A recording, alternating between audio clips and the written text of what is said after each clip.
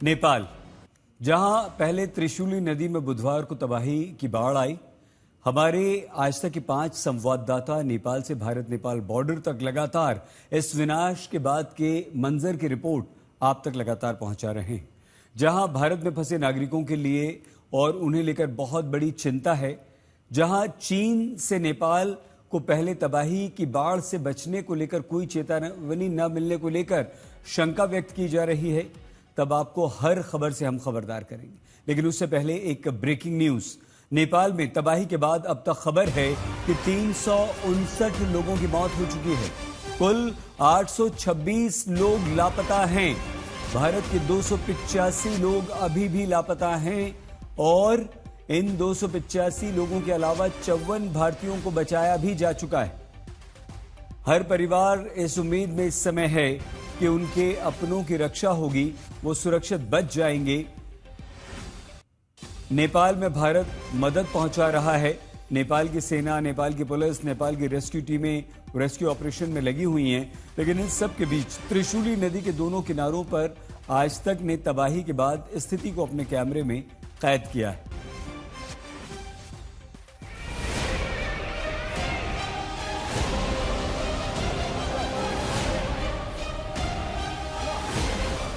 Bag पानी आया, हम लोग ऊपर भागे थे। अच्छा। क्या हम लोग की जिंदगी हम लोग खत्म हो गया। बच्चा को नुगा भी नहीं है, सब चला गया है।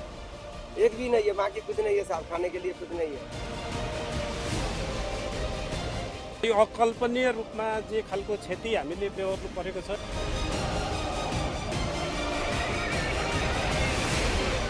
2 मिनट से बच गए हम लोग, नहीं तो हम सब परिवार इसी में दह जाते सर।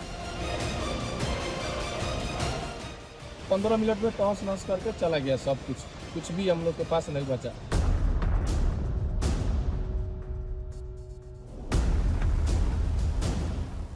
नेपाल की जमीन पर 26 अगस्त की उस तबाही के जख्म दर्ज हैं, जिन्हें भरने में वक्त लगेगा, शायद बहुत वक्त।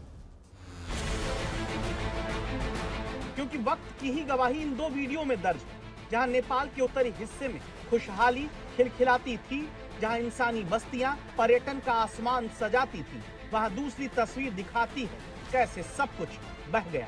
घर के घर गायब हो गए, बस्तियां या तो बह गईं या मलबे में ढह गईं। जो बच गए वो खुशनसीब। उन्हीं खुशनसीबों में बुधवार का ये वीडियो ये फिर से याद कराना जरूरी है। बताना जरूरी है कि प्रलय जब बर्फ का पहाड़ टूटने के बाद त्रिशूली नदी में बाढ़ के रूप में आई, तो चंद जिंदगी थी जिन्होंने विनाश के इस बहाव के आगे सरेंडर करने से मना कर दिया और तब उन्हें बचाया गया।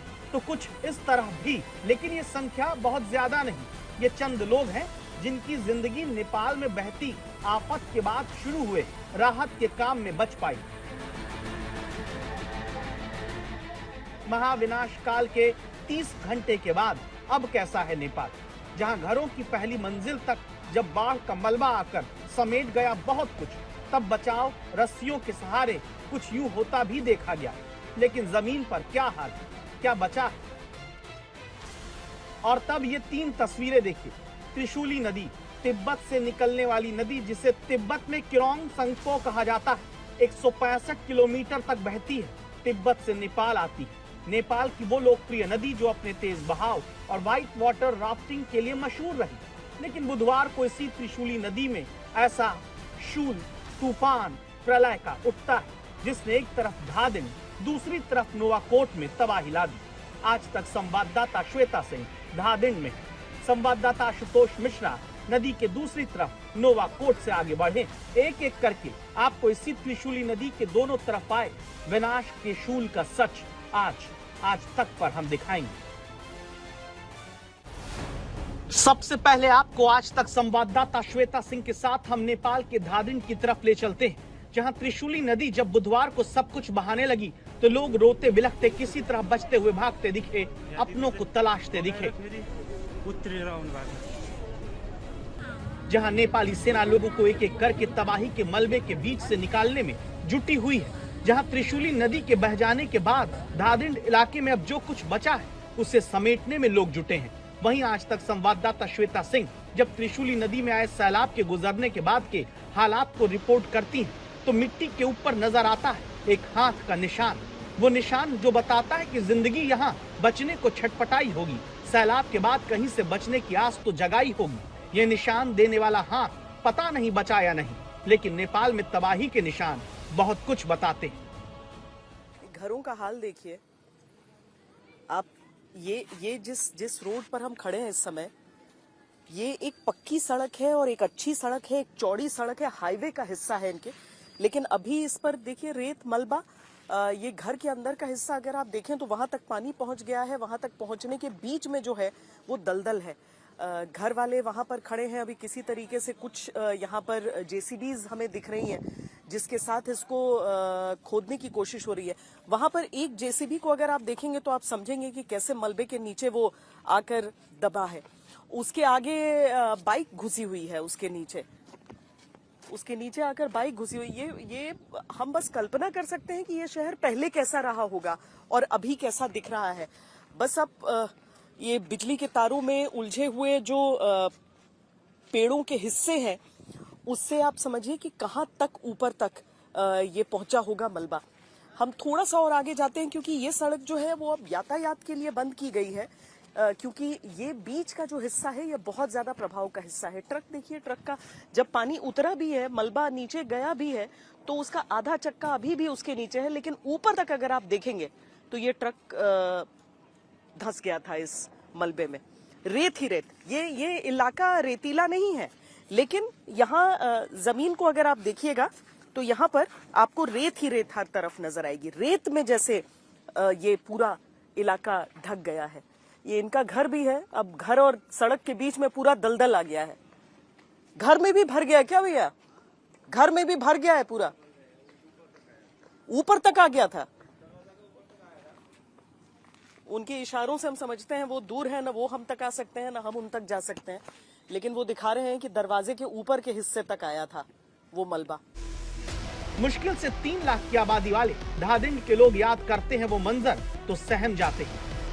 युद्ध के स्तर पर कोशिशें चल रही हैं कि जल्दी से जल्दी इस रोड को चालू किया जा सके, लोग जो अफेक्टेड हैं उनको हेल्प किया जा सके। यो इन्सिडेन्टमा झन्डै 100 भन्दा बढी घरहरू नोक्सानी भएको छन् र त्यो घरभित्र गरिएका व्यापारिक प्रतिष्ठानहरू सबै ध्वस्त भएका छन्।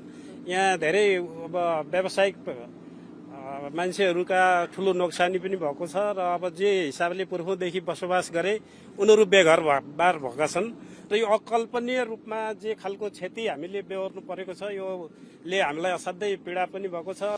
26 अगस्त की सुबह से पहले 1920 वर्ग किलोमीटर यानी दिल्ली से थोड़ा बड़ा जितना शहर धादिंड नेपाल का जो बसा रहा खुशहाली के साथ, जहां 26 अगस्त को आए विनाश के बाद अब खामोशी पसरी पड़ी।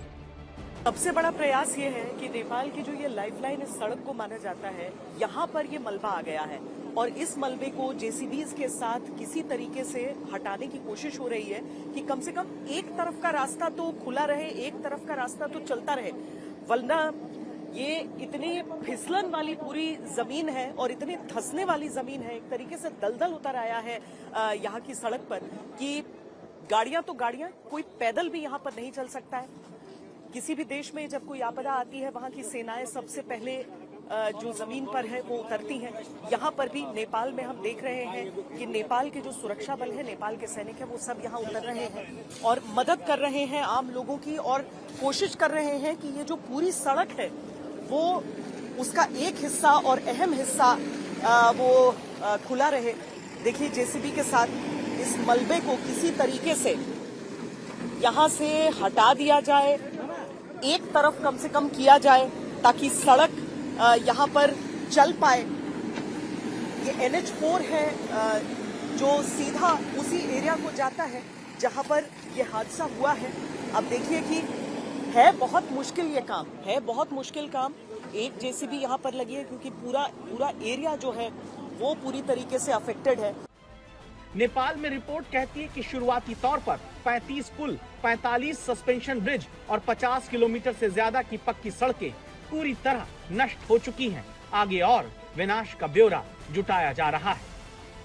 35 मोटरेबल ब्रिज, 45 सस्पेंशन ब्रिज और लगभग 40 किलोमीटर सड़क बुरी तरीके से प्रभावित हुए हैं इस सैलाब से, इस मलबे से। यहां पर ऐसी ही एक ब्रिज का हिस्सा आप देख सकते हैं जिस पर पेड़ पूरी तरीके से टूटकर गिर गए हैं, उनका कुछ हिस्सा काट कर हटाया गया है, लेकिन मलबा पूरी तरीके से कैसे इस ब्रिज को लेते हुए धंस गया है। ये वही त्रिशूली नदी है जिसमें पानी मलबे के साथ पूरे आवेग के साथ आया। आवेग भी कैसा? ऐसा जिसके सामने कंक्रीट का एक ब्रिज नहीं टिक पाया। सोचिए इंसानों की क्या ही बिसात। कैमरा पर्सन सैयद मोहसिन के साथ श्वेता सिंह, नेपाल आज तक।